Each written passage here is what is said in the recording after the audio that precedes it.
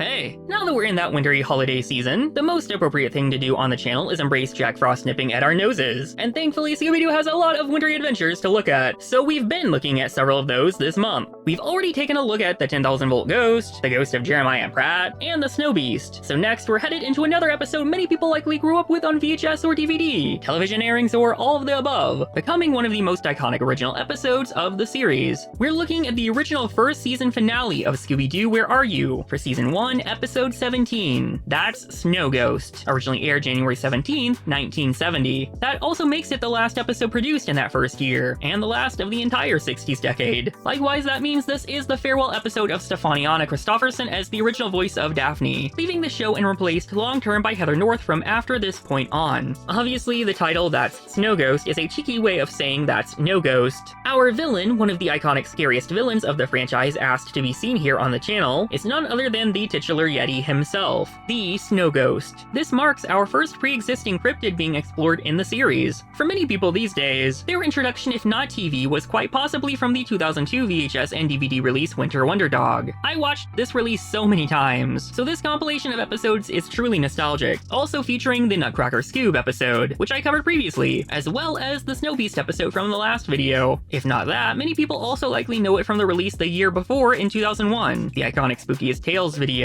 After that and other such releases, outside of complete seasons and series sets, you can also find this episode on the 2012 13 Spooky Tales Holiday Chills and Thrills DVD set, as seen right here. Like all our wintry episodes, let's find out what makes the Snow Ghost one of many people's scariest villains.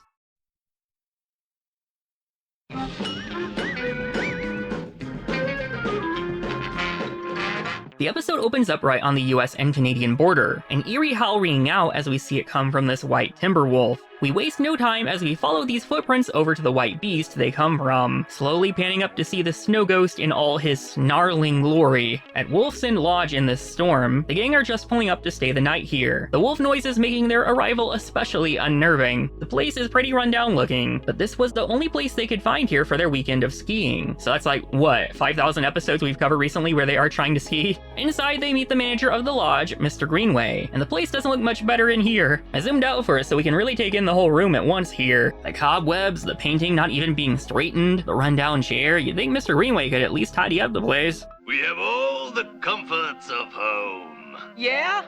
Who's home? Dracula's? They get a fright when this man walks in from the cold, walking up to ask Mr. Greenway to put his suitcase away for him. Nice doggy. Nice doggy. This guy also shares a voice with Chief Manook from the Snow Beast episode we covered in the previous video. Vic Perrin is a lot of iconic Scooby characters. Daphne asks who he was, and Mr. Greenway explains he's Mr. Leech, another guest like themselves. Mr. Greenway and Mr. Leech are parodies of Sidney Greenstreet and Peter Lorre, who both starred in the iconic 1941 film The Maltese Falcon, likely basing much of their characters on their roles in that film in particular, with this just being the first, but not only time Scooby would reference them. Peter Lorre was a popular voice and character type to parody in general, but one of my favorites is Yetch in Mad Monster Party. Mr. Greenway shows them to their rooms, starting with the girls, the boys being across the hall, and he warns them to lock their doors and windows before they go to sleep, laughing to himself. Velma of course asks why, and he says that otherwise the Snow Ghost will get them and turn them into ghosts, laughing even harder.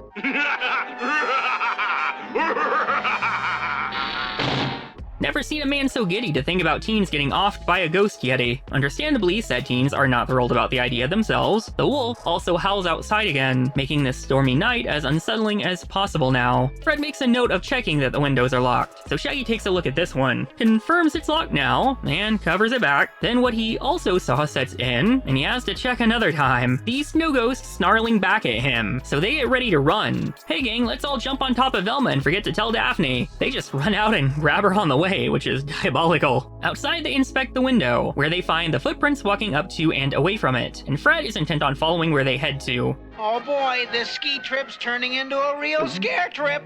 They head out, following for a while as they realize how far this is really going. And I love the visual of them just going up and down, over and over right here, and imagining the visual of the ghost also doing this before. The up-close shot is like a crazy roller coaster. The Snow Ghost has made his way to the side to watch meanwhile, snarling over at us. The gang eventually have to stop when they hit a chasm where the tracks stop. Well, if he tried to walk across, The first step is a doozy.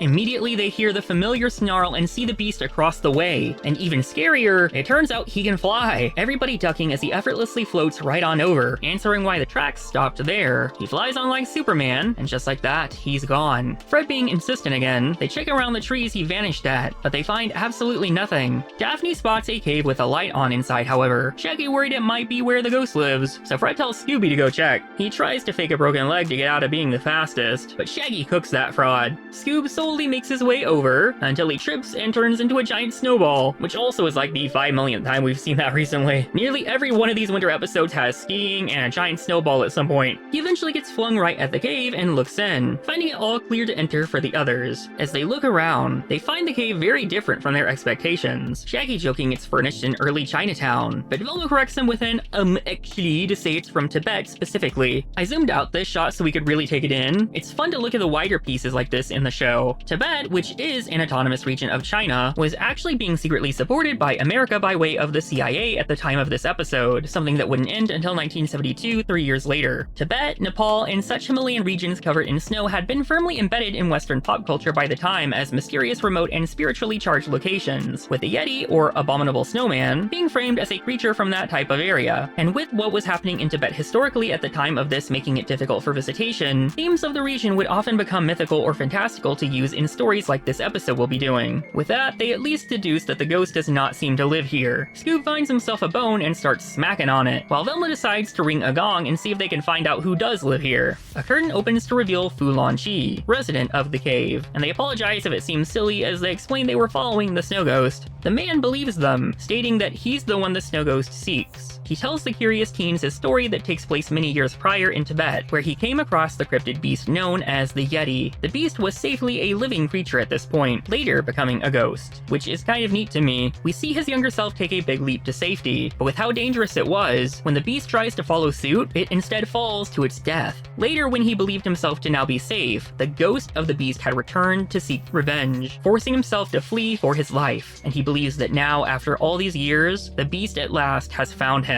They get a sudden scare from a snarl coming from over in the dark where two eyes peek out. Fu Lan Chi calms them, saying it's only the white timber wolf, the same that's been howling the whole episode. He explains that it's his friend. He feeds it and in turn it protects him. The cause for his snarling and anger is Scoob taking his bone, so Scoob lays out his massive tongue to bonk it on the wolf's head. Even after hearing the story, Fred believes this ghost wants more than just their new acquaintance, so they head back out with what they've been told still as their only story or lead. Velma has them suddenly stop, pointing to more of the ghost's footprints, and upon closer inspection, they seem to be covered with sawdust. They deduce that there clearly has to be a sawmill nearby that the tracks lead to, so they seek it out and find it potentially to have been deserted for 100 years. Fred has them split up to search, Velma going with the boys this time, and as is often with their luck, the ghost trails them. Scooby gets scared by a mirror, but after realizing his mistake, he at least starts to have a little silly fun with it. A little too silly though, as in his distraction the beast grabs Velma, and as you might guess with a chunk of the floor not being painted, it opens up to dump Shaggy as well, leaving Scoob alone to panic.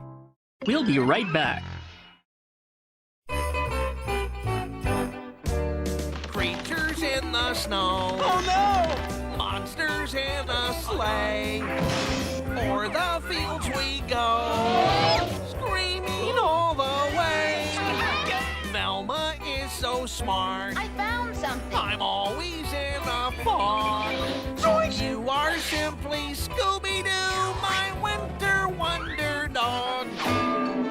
Scooby-Doo Winter Wonder Dog. The DVD includes lots of fun extras, including a cool Scooby-Doo challenge, 2 music videos, and much more. I think these clues are finally beginning to add up. Coming on DVD and video just in time for the holidays. Scooby-Dooby-Doo.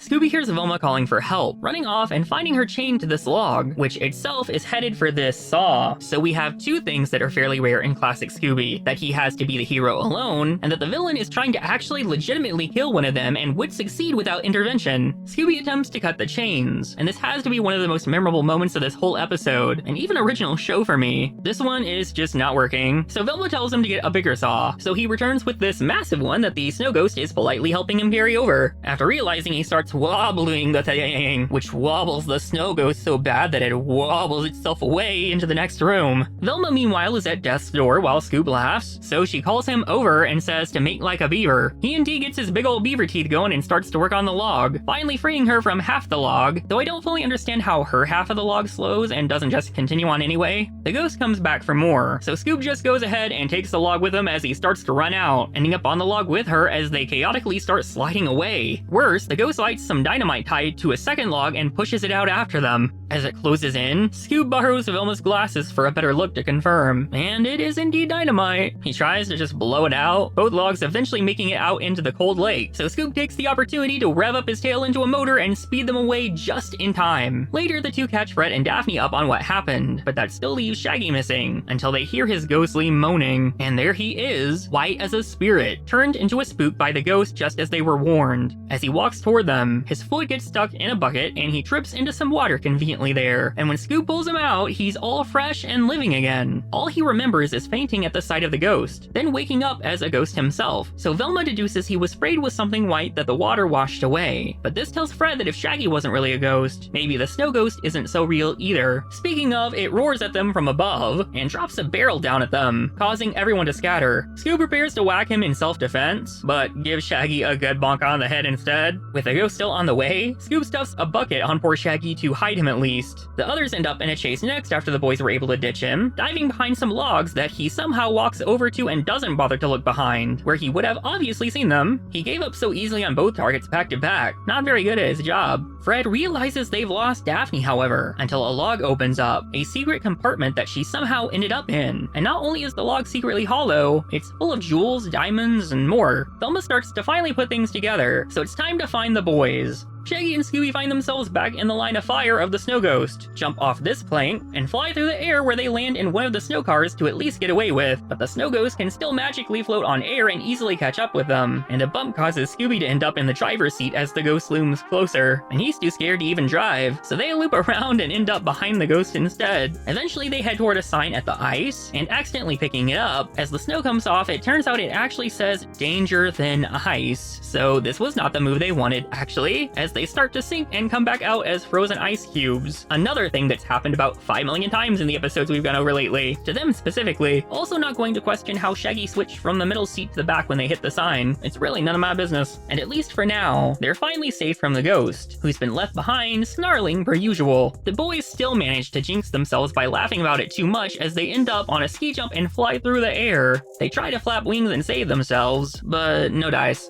Fred and Velma get to work trying to rescue them from their frozen prison, and it's actually given Fred an idea for a trap. With how fast the quick freeze worked on the boys, maybe it could work on the ghost as well. They set it all up, the gang looking up at Scooby, who has a bucket of water ready to go. Fred explaining that he needs to dump the water on the ghost when they lead it back here, which should freeze him into a block of ice. Shaggy even ties a couple of Scooby snacks to a balloon to send up as an offering for good luck. Unfortunately, they didn't take into account the potential that the snow ghost shows up behind Scooby rather than chasing the others. Scooby panics and tosses the water, and it does quick freeze, but the quick freeze happens so quick that it doesn't even reach the ghost. He literally just picks it up and tosses it. Damn. Scooby has nothing left to do but cry as the ghost nabs him, and the others realize what's happening as the ghost tries to throw him off the ledge. However, try as he might, Scooby's will not to be dropped is stronger, and the ghost can't seem to detach him no matter what it tries. Shaggy attempts to intervene, sending a giant snowball their way, which knocks both of them rolling back until they become a giant snowball. The second instance in just this episode. Also unexpected, it starts rolling at the rest of the gang until it crashes everyone into a giant snow pile. And with the snow ghost so messed up, the mask falls off on its own, revealing Mr. Greenway, who is not feeling very good after the crash. The authorities show up to take care of both he and his accomplice, Mr. Leech, though I'm not sure how they got him since we don't see it, and the gang are congratulated on uncovering one of the biggest rings of jewel thieves in the country. Thelma explains that these two were the ringleaders, with Leech bringing the stolen jewels to Greenway in a suitcase like we saw earlier, and Fred demonstrates that these stolen goods would then be hidden in the hollowed out logs and sent down the river to be smuggled across the border. To make sure nobody got too close, the snow ghost was created to scare people away, getting the idea after hearing the story of Fulon Shi's experience, which Velma seems a lot more dismissive of now. Explaining how he made it look like the ghost could fly, they demonstrate that he had transparent plastic skis, nearly impossible to see at night when he would usually come out, though I feel like that doesn't really explain all of it. Scooby definitely looks like he's flying around, mostly, until he crashes at least, and wrecked the home of yet another squirrel, at least the second time recently that's happened in one of these recent videos.